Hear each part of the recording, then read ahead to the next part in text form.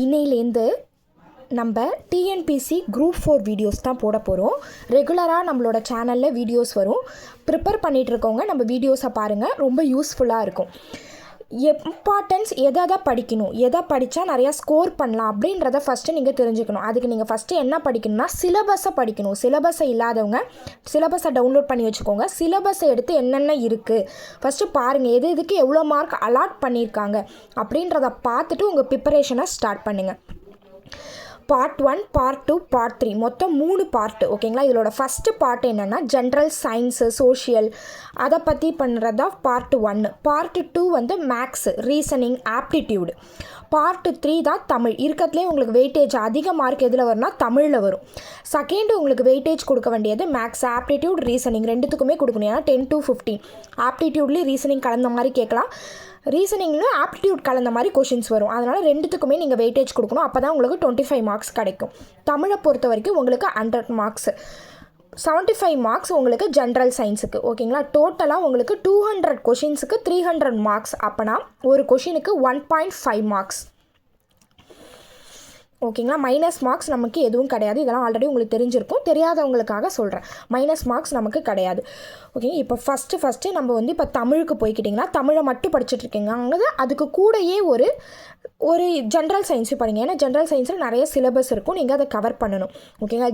Indian பாலிட்டிலேருந்து 15 questions வருது. இந்திய வரலாறு மற்றும் பண்பாடு தேசிய இயக்கம்லேருந்து 10 கொஷின்ஸ் வருது. சயின்ஸ்லேருந்து 5 கொஷின்ஸ், ஜாகிரஃபிலேருந்து 5 கொஷின்ஸ். இந்தியன் எக்கனாமிக் பொருளாதாரத்துலேருந்து 20 கொஷின்ஸ் வருது. இந்திய வரலாறு மற்றும் பண்பாடு அரசியல் இயக்கம்லேருந்து 20 கொஷின்ஸ் வருது. இதில் நமக்கு திருக்குறள், வரலாறு, இயக்கம், ஓகேங்களா, காந்திக்கு முன்னாடி அரசியல் அமைப்பு இயக்கம், அதுக்கப்புறம் வந்து நமக்கு எப்போ சுதந்திரம் கிடச்சிச்சோ அதுலேருந்து சுதந்திரத்துக்கு முன்னாடி என்ன இருந்துச்சோ அது எல்லாமே உங்களுக்கு இந்த தமிழ்நாட்டு வரலாறு பண்பாடில் வரும். இதில் எது கரண்ட் அஃபேர்ஸ் ரிலேட்டடாக வருதுன்றதும் நீங்கள் தெரிஞ்சுக்கணும். இந்தியன் பாலிட்டி இப்போ வந்து நியூவாக 104 ரூல் வந்து இம்ப்ளிமெண்ட் பண்ணியிருப்பாங்க 2024. அப்போ வந்து அந்த இயரை வந்து நீங்கள் ஞாபகம் வச்சுக்கணும். எந்த இம்ப்ளிமெண்ட் பண்ணியிருக்காங்க, என்ன அமெண்ட்மெண்ட் ஆக்ட் இம்ப்ளிமெண்ட் ஆகிருக்கு அப்படின்றத நீங்கள் கரண்ட் அஃபேர்ஸ் ரிலேட்டடாக படிச்சுக்கணும். எக்கனாமிக்ஸில் அது போல் இப்போ வந்து பொருளாதாரத்தில் எந்த நிலையில் நம்ம தமிழ்நாடு இருக்குது, இந்தியா லெவலில் எத்தனாவது பிளேஸில் இருக்குது, அந்த மாதிரி தெரிஞ்சுக்கணும் கரண்ட் அஃபேர்ஸ்.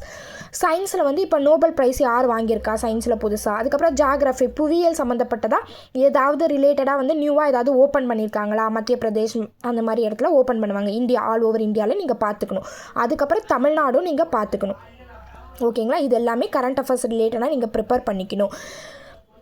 ஆப்டிடியூட் வந்து 15 கொஷின்ஸ் கேட்குறாங்க. ஆப்டிடியூட்னா என்னென்னா உங்களுக்கு எல்சிஎம், HCF, சிம்பிளிஃபிகேஷன், இதெல்லாம் loss and profit and loss percentage இதெல்லாம் ஆப்டிடியூடில் வரும். ரீசனிங்னா என்னென்னா நீங்கள் யோசிச்சு எழுதுகிற மாதிரி இருக்கும். அதுக்கும் ஆனால் நீங்கள் ப்ரிப்பேர் பண்ணிக்கணும். ரூல்ஸு ஃபார்மேட்டை தெரிஞ்சுக்கணும். இப்போ கேலண்டர் சம்ஸு, இந்த இயர் ஒரு இயர் காலண்டர் இருந்துச்சுன்னா அதே வந்து 2000 அதே இயர் எந்த இயர் காலண்டர் வரும் அப்படின்னு சொல்லிட்டு சேம் காலண்டராக வரும்ன்றது கொஷின் இருக்கும். கேலண்டர். அதுக்கப்புறம் வந்து உங்களுக்கு சிலாகிசம்னு சொல்லிட்டு வென் டயக்ராம் மூலயமா நீங்கள் சிலாகிசம் யூஸ் பண்ணுற மாதிரி இருக்கும். ஓகேங்களா? இதெல்லாம் ஆல்ஃபபெட்டிக்ஸ்லேருந்து கண்டிப்பாக கொஷின்ஸ் வரும். ஓகே, ஆல்ஃபபெட்டிக்ஸ் இருக்கும். அந்த ஆல்ஃபபெட்டிக்ஸில் எப்படி வந்து எந்த மாதிரிலாம் எத்தனை டைப்ஸில் கொஷின் கேட்குறாங்க அப்படின்றதும் நீங்கள் தெரிஞ்சுக்கணும். இந்த மாதிரி ஒரு சிலபஸ்க்கு இம்பார்ட்டன்ட் டாபிக் இருக்கும். இந்த இம்பார்ட்டன்ட் டாபிக்ஸ்லேருந்து கண்டிப்பாக கொஷின் வந்துடும். இப்போ மக்கள் தொகை, ஓகேங்களா, மக்கள் தொகையிலேருந்து கண்டிப்பாக கொஷின் வந்துடும். அந்த போல் இருக்கும். அதெல்லாம் நீங்கள் ஃபஸ்ட்டு ப்ரிப்பேர் பண்ணிக்கணும். ப்ளஸ் ப்ரிப்பரேஷன் ப்ளஸ் நோட்ஸும் நீங்கள் எடுத்து வச்சுக்கணும். ஏன்னா ஒவ்வொரு டைமும் நீங்கள் எல்லா புக்ஸையும் எடுத்து உங்களால் ப்ரிப்பேர் பண்ண முடியாது. அப்போ நீங்கள் அதுக்கான நோட்ஸ் மட்டும் எழுதி வச்சுக்கிட்டிங்கன்னா நோட்ஸ் எப்படி எடுக்கணுன்றது நம்ம நெக்ஸ்ட் வீடியோவில் போடலாம். இப்போ மேக்ஸ் பார்த்துட்டோம். அதுக்கப்புறம் நமக்கு தமிழ் பார்க்குறோம். தமிழில் வந்து அழகு 1 இலக்கணம்லேருந்து உங்களுக்கு 25 கொஷின்ஸ் வருது. அந்த இலக்கணம்னா என்னென்ன சிலபஸ் இருக்குன்னு பின்னாடி பார்க்கலாம். சொல் அகராதிலேருந்து 15 கொஷின்ஸ். எழுதும் திறன் மேலே ஒரு கொஷின் இருக்கும், அதை படித்து கீழே அதுக்கான கொஷின்ஸ் கொடுத்துருப்பாங்க, அதை நம்ம எழுதுறதுக்கு 15 கொஷின்ஸு. கலைச்சொற்கள்னா என்ன, இங்கிலீஷில் ஏதாவது வேர்டு கொடுத்துருக்காங்கன்னா அதில் தமிழில் நம்ம எழுதணும். ஓகேங்களா? நேர்மை, ரெஸ்பான்சிபிலிட்டினா என்ன அர்த்தம், அதுக்கு தமிழ் ஆப்ஷன்ஸ் இருக்கும், அதை நீங்கள் படிச்சுக்கணும். ஃபஸ்ட்டு 6th to 12th புக்கில் இருக்கிற கலைச்சொற்களை கவர் பண்ணிக்கணும். அதுக்கப்புறமேட்டா தான் நீங்கள் வந்து அவுட் சோர்ஸ். ஃபஸ்ட்டு புக் சோர்ஸ்லேருந்து உங்களுக்கு பாதி கவர் ஆகிடும். அந்த புக் சோர்ஸில் கேட்குற கொஷின்ஸை நீங்கள் எதுவுமே மிஸ்டேக்ஸ் இல்லாமல் எழுதணும். அதை நீங்கள் மிஸ்டேக்ஸ் போடாமல் இருந்தாலே ஓரளவு நீங்கள் மார்க்ஸை கவர் பண்ணிடலாம். நெக்ஸ்ட்டு தான் நீங்கள் அவுட் சிலபஸுக்கு போகணும். வாசித்தல், புரிந்து கொள்ளும் திறன். ஓகேங்களா? ஏதாவது ஒன்று வாசித்து அதை புரிஞ்சு கொள்றதுலேருந்து அதுலேருந்து கொஷின்ஸ் கேட்பாங்க. அது எளிய மொழிபெயர்ப்பு, இந்த மொழிபெயர்ப்பும் கலைச்சொற்களும் மோராலேஸ் சேம் தான். இலக்கியம், தமிழ் அறிஞர்களும் தமிழ் தொண்டும். ஓகேங்களா, இந்த இலக்கியம்லாம் கண்டிப்பாக ப்ரிப்பேர் பண்ணணும். ஓகேங்களா, நிறைய அறிஞர்கள் அவங்களே லிஸ்ட்டு கொடுத்துருப்பாங்க.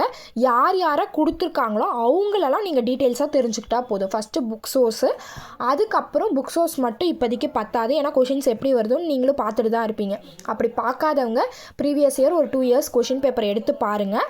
பார்த்தீங்கன்னா உங்களுக்கே தெரியும், புக்ஸ்லேருந்தும் வந்திருக்கும். புக்ஸ்லேருந்து வராதுன்னு நான் சொல்லலை, 60% புக்லேருந்து தான் வரும்.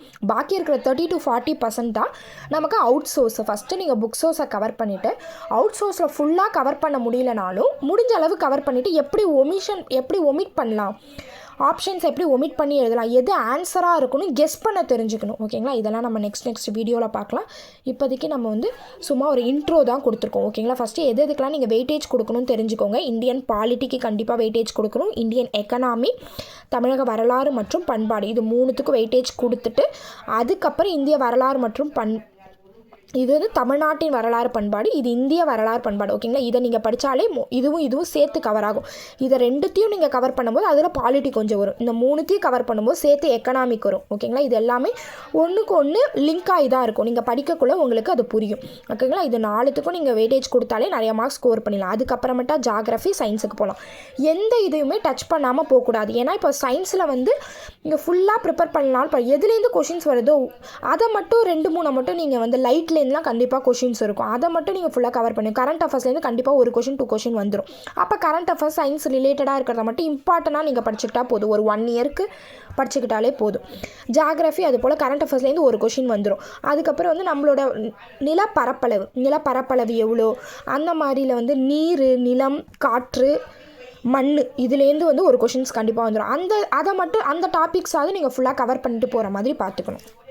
ஓகேங்களா, நம்ம இதுக்கப்புறம் எப்படிலாம் கவர் பண்ண போகிறோம், ஒவ்வொரு டாபிக் வைஸ் போகிறோம். ஓகேங்களா, ஃபாலோ பண்ணிக்கோங்க. தேங்க்யூ.